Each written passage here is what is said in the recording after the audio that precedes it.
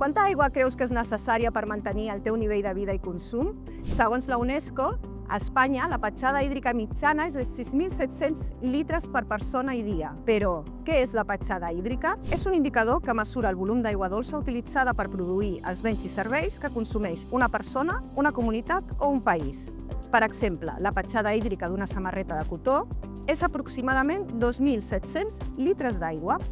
Calcular-la és clau per valorar millor l'ús responsable de l'aigua i la sostenibilitat dels productes.